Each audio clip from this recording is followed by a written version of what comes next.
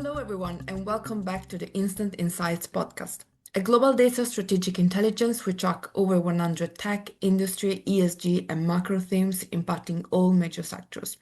I'm your host, Martina Raveni, and today I'm joined by Jordan Strzelecki and Amna Mujahid, analysts in the strategic intelligence team. Today, we will talk about the recent reports, the future of work, and the AI and future work, respectively. We will also touch on some topics that will be covered in the webinar titled AI and the Future of Work Preparing You and Your Business, which will take place on the 19th of March. The future of work theme affects every one of us. The way we work is continuously changing, and various technologies are shaping this theme. Whether it's working from home, using smart tech, or needing skills we never thought about before, our jobs are transforming. Why it matters and how businesses in each sector can be affected is what we discuss today. So let's start with you, Jordan. Thanks so much for being here. I wanted to ask you, what are the main technologies that will shape the future of work? Thanks, Marty. AI robotics are really the central disruptive forces that will transform work and many workplaces. AI has, obviously been the hottest tech trend since OpenAI released ChatGPT around, well, just over 3 years ago now. Meanwhile, industrial robot deployments are accelerating globally. So there are about, I think, 500,000 installations in 2024. That's over double the number 10 years earlier, according to the International Federation of Robotics. And we are seeing a lot of buzz around physical AI, including things like humanoid robots. AI robotics, they rightly dominate thinking around the future of work. But other technologies like digital twins, wearables, and collaboration tools also have important roles to play. And this often gets overlooked. So with this in mind, for our Future of Work report, we created a Future of Work framework, which is designed to provide a holistic view into all of the key technologies that will shape the future of work. And we group these technologies into five categories based on the specific role they will play. So automation, interpretation, connectivity, visualization, and collaboration. Now, no framework is perfect. There's inevitably going to be overlap between these categories. So, for example, AI in particular is pretty cross-cutting, either with robotics in particular. We think that our framework's a great starting point for looking at the future work theme from a broader, all-encompassing lens. I'm sure it is. Thanks so much for the introduction. And now moving on the trends shaping this theme. Can you tell us about the key trends shaping the future work theme?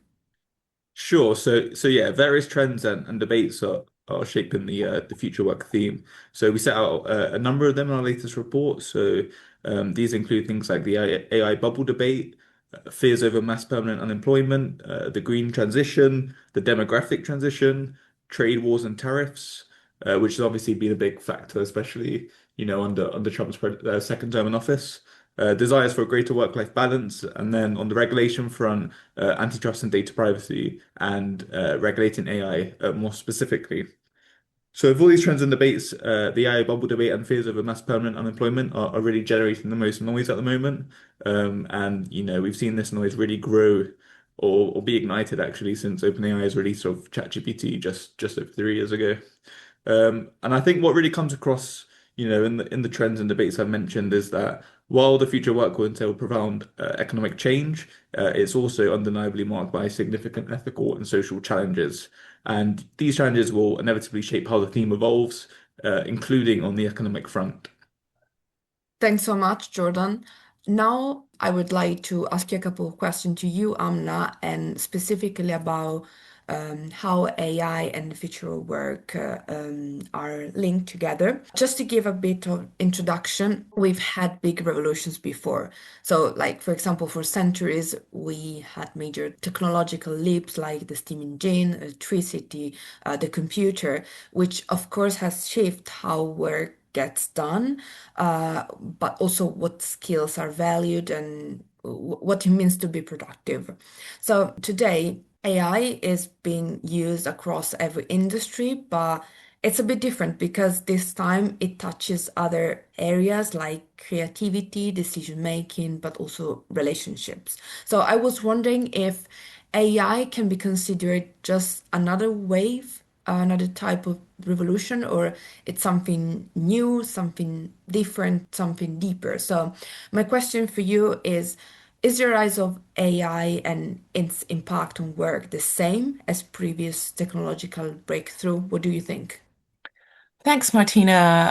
And yes, I would say I partly agree there that AI is part of this broader history of technological advancements, but there are unique features that make it a general purpose technology ready to disrupt workplaces and at a scale not seen before.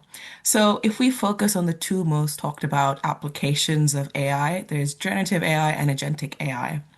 There are distinct aspects of both of these that specifically reshape the world of work. Let's focus on generative AI first. Generative AI introduces new creative and cognitive capabilities at scale. Unlike earlier technologies that mainly automated physical or routine tasks, Gen AI produces novel content. We've seen the text, images, audio, and video that it can produce already. This allows machines to perform tasks that were previously considered uniquely human. This includes writing, summarizing, brainstorming, and even generating design ideas. With the emergence of large language models, AI systems can now generate and interpret language with near human fluency. So that's one unique aspect. As a result, generative AI augments creative and productivity of workplaces, especially for knowledge workers. And importantly, it democratizes talent, enabling individuals to perform tasks like coding, writing, designing, etc. Some of the ones I've mentioned already that previously required specialized training. Beyond this, we have agentic AI. It's the conversation of the moment, and it's really going to change how tasks are done and executed within companies.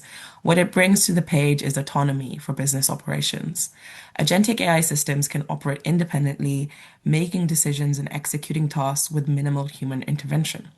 While agentic AI pilots at the moment still face some real operational hurdles, in the long term, instead of simply responding to prompts, these systems will be able to pursue goals, plan actions, and adjust their behavior based on changing environments and complete whole projects. Another important capability is the ability to form collaborative systems where multiple agents can coordinate to complete complex projects. This orchestration enables organizations to delegate both simple and complex tasks to AI systems. In this way, we see the unique features of AI in comparison to previous general purpose technologies that will really transform the world of work. And now I have a question for you, which I'm sure is not the first time you've been asked, but what are the impacts of AI on workforces that we are already seeing?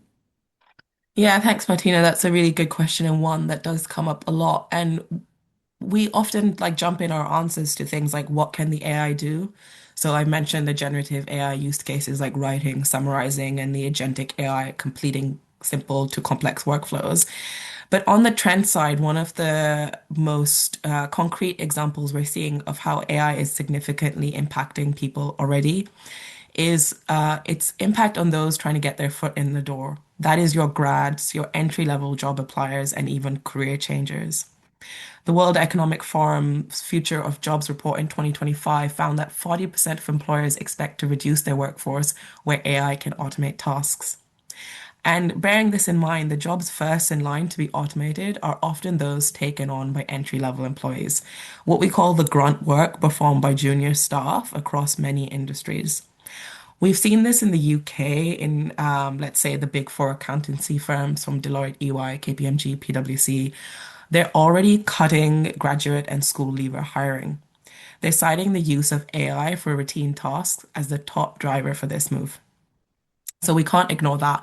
Similarly, in the US, a survey from 2024 by Indeed Hiring Lab found that 49% of Gen Z believed that AI had reduced the value of their college education in the current job market. So, time and again, we've seen this across different nations. There are, of course, other factors at play with some job cuts and slowed hiring.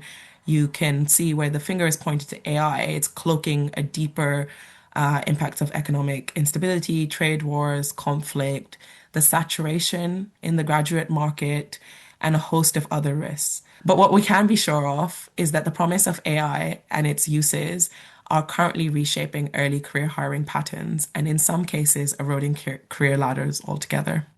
Thank you so much, Amna, and thanks both for those instant insights. You can find out more about the future work and the AI and the future work reports on our Intelligence Center and in the episode description, as well as the link to the upcoming webinar that Jordan and Amna will host.